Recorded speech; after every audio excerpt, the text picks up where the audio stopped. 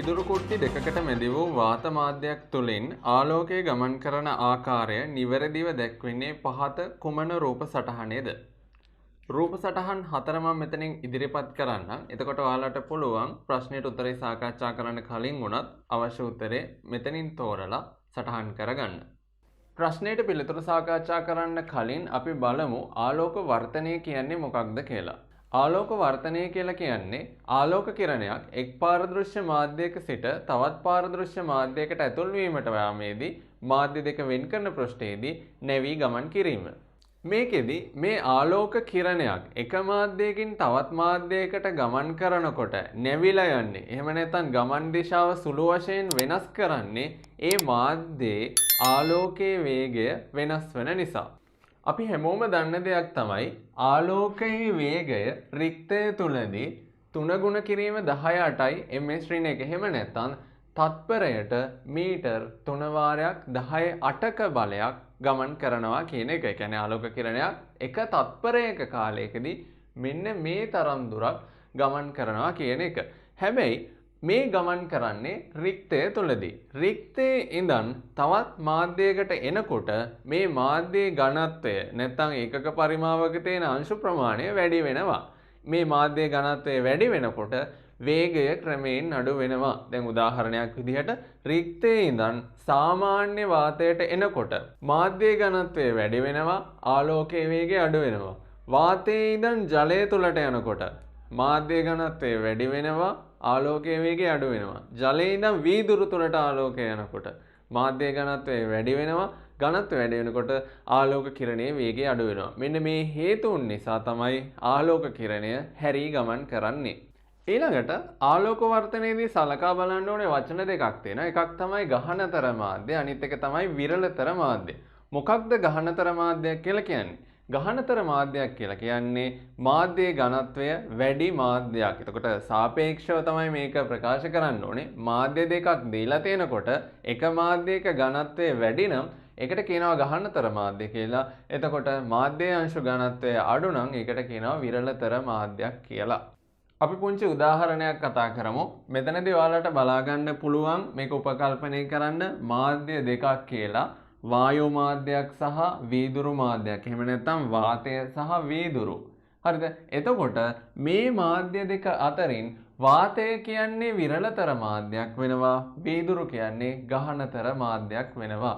එතකොට මේ මාධ්‍ය දෙක වෙනස් වීම නිසා තමයි ආලෝක කිරණයක් ගමන් කරනකොට සුළු වශයෙන් ගමන් මාර්ගය වෙනස් කරන්නේ. අපි බලමු කොහොමද ඒක මතක තියාගන්නේ කියලා. මේ අවස්ථාව මම අපහො ටිකක් පැහැදිලි කරන්න ඕනේ නිසා මෙතනින් නැවත ඇඳලා දැන් අපි බලමු වාතයේ ඉඳන් වීදුරු වලට ආලෝක කිරණයක් ලේසර් ටෝච් එකකින් අල්ලපු ආලෝක කිරණයක් කියලා හිතමු ගමන් කරොත් මොකද වෙන්නේ කියලා. මම මේක මේ වෙලාවෙම රූප සටහනේ ඇඳලා පෙන්නන්නම්. එහෙනම් මෙන්න මේ විදිහට සරල රේඛීය ආලෝක කිරණයක් එන අවස්ථාවක් හිතමු. මේ ආලෝක කිරණය හරිනම් මෙන්න මේ මාර්ගයේ යන්න ඕනේ. හැබැයි එහෙම යන්නේ නැහැ. මේ වෙනකොට ඔයගොල්ලෝ ආලෝක වර්තනය කියන එක ඉගෙනගෙන ඉවරයි. ඒ නිසා මම ඒක පැහැදිලි කරන්න යන්නේ නැහැ. මම කෙලින්ම රූප සටහන අඳිනවා. ආලෝක කිරණය යන්න ඕනේ මෙහෙම. හරිද? හැබැයි ආලෝක කිරණයේ මාධ්‍ය වෙන්වන පෘෂ්ඨයේදී හැරෙනවා. මේ වෙන්වන පෘෂ්ඨයට අංශක 90ක රේඛාවක් අපි අඳිමු. ඒ අඳින අංශක 90 රේඛාවට කියනවා අභිලම්බය කියලා. හරිද? එහෙනම් මම මෙතනදී අභිලම්බයක් ඇඳා. දැන් මේ අභිලම්බය අඳින තැන ඉඳන් තමයි ආලෝක කිරණයේ ගමන් මාර්ගය වෙනස් වෙන්නේ. මම සිද්ධාන්තයත් එක්කම සාකච්ඡා කරන්නම්. ආලෝක කිරණය පැමිණෙන්නේ වාතයේ ඉඳන් ඇතුළු වෙන්නේ වීදුරු තුලට. ඒ කියන්නේ විරලතර මාධ්‍යයක සිට ගහනතර මාධ්‍යයකට ඇතුළු වෙන්න යන්නේ. මෙතනදී වෙන්නේ හරිම සරල දෙයක්. විරලතර මාධ්‍යයක ඉඳන් ගහනතර මාධ්‍යයකට ඇතුළු වන කිරණයක් වර්තනයෙන් පස්සේ අභිලම්බය දිහාවට නැවෙනවා කියලා සිද්ධාන්තයක් තියෙනවා. ඒ කියන්නේ කිරණය මේන් අභිලම්බයේ දිශාවට නැවෙනවා. මේකෙම අනිත් අවස්ථාව ගත්තොත් ආලෝක කිරණයක් ගහනතර මාධ්‍යයක ඉඳන් විරලතර මාධ්‍යයකට ගමන් කරොත් දැන් මේ කිරණයම අපසු අනිත් පැත්තට ඇඳොත් දැන් හරිද? ඒ කියන්නේ මේකට කියනවානේ ආලෝක ප්‍රතිවර්තිතා මූලධර්මය කියලා. මතක නැත්නම් හොයලා බලන්න. හරිද? ආලෝක කිරණයක් මේ ආපසු පැමිණි මාර්ගයේම හරවලා යවනවා නම් ඒකට කියනවා ආලෝක ප්‍රතිවර්තිතා මූලධර්මය කියලා. එහෙනම් ඒකට අනුව ආලෝක කිරණයක් ගහනතර මාධ්‍යයක ඉඳන් විරලතර මාධ්‍යයකට ගියොත් එතනදී එහෙනම් අභිලම්බයෙන් ඉවතට නැවෙනවා. ඒක අපි ඊළඟ උදාහරණයේදී සාකච්ඡා කරමු. මම දැන් ඔයාලට පෙන්වන්න යන්නේ දෙවන අවස්ථාවට අදාළ කිරණ සටහන අඳින්නේ කොහොමද කියලා. එහෙනම් දැන් වීදුරු ඇතුලේ ඉඳන් ආලෝක කිරණයක් ඉල්ල කරනවා වාතයට යන විදිහට. එහෙනම් මම වීදුරු වල ඉඳන් ගමන් කරන ආලෝක කිරණය එන්දා. හරිද? ඊළඟට මාධ්‍ය වෙන්වන පෘෂ්ඨයට අභිලම්බයක් නිර්මාණය කරා. මේ ආලෝක කිරණය යනවා නම් එයා යන්න ඕනේ මෙන්න මේ පාරේ. ඒක මම කඩේරකින් නිරූපණය කරනවා. මම දැන් ඔයාලට පෙන්වන්න යන්නේ මොකක්ද මේ කිරණයට උනේ කියලා. ගහනතර මාධ්‍යයක ඉඳන් විරලතර මාධ්‍යයකට ආලෝක කිරණය ගමන් කරන්නේ එහෙනම් අභිලම්බයෙන් ඉවතට හැරෙනවා. මෙයින් අභිලම්බයෙන් ඉවතට හැරුණා. මේක මතක තියාගන්න ලේසි ක්‍රමයක් කියන්නම්. ගහනතර මාධ්‍යයෙන් විරලතර මාධ්‍යයට යන විට අභිලම්බයෙන් ඉවතට යනවා කියලා මතක තියාගන්න පුළුවන්. දැන් අපි යමු ප්‍රශ්නයට. රූප සටහන ඇසුරෙන්ම පැහැදිලි කරන එක ලේසි නිසා මම අහපහු රූප සටහනෙන්ද අපි යමු පැහැදිලි කිරීමට. එහෙනම් මෙන්න වීදුරු මාධ්‍ය දෙක මැද තියෙන වායු මාධ්‍ය මම ආලෝක කිරණයක් මේ වීදුරු පෘෂ්ඨයට පතිත කරවනවා.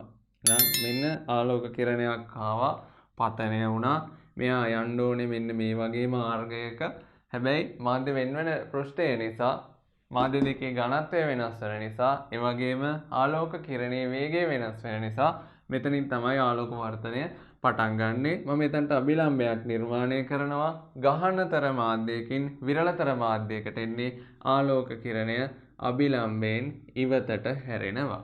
ආලෝක කිරණය අභිලම්බයෙන් මෙතනදී ඉවතට හැරෙනවා. කෙලින්ම ඉරමම එන්දා. හරිද?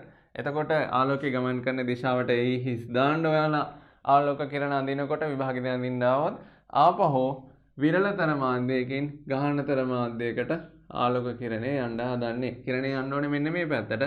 මම මෙතන අභිලම්බයක් ගහනවා. දැන් මොකද වෙන්නේ? ආලෝක කිරණය අභිලම්බය දෙසට හැරෙනවා. එතන මම හඳපු රූප සටහනත් එක්ක මෙන්න මේ විදිහට තමයි අඳින්න වෙන්නේ. එක කිරණයයි අඳින්න වෙන්නේ. කිරණ දෙකක් රූප සටහනේ තියෙනවා. එතකොට ඔයගොල්ලෝ මේක try එකක් දෙන්න ආපහු අඳින්න.